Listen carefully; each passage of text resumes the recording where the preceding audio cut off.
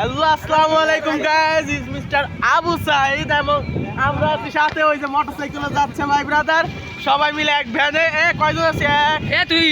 তো সিজার খান একটু দেখা।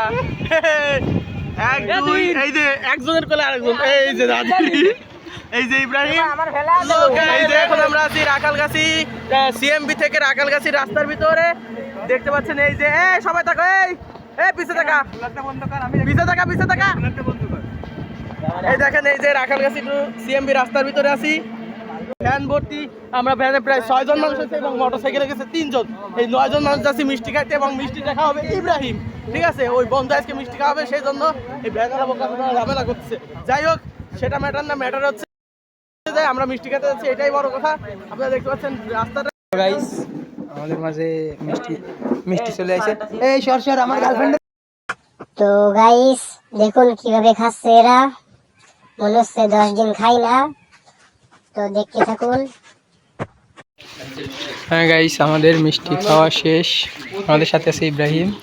ইব্রাহিম নিজের বিয়ের মিষ্টি খায় অনেক নিজেরাই গর্ভবতী মনে করতেছে।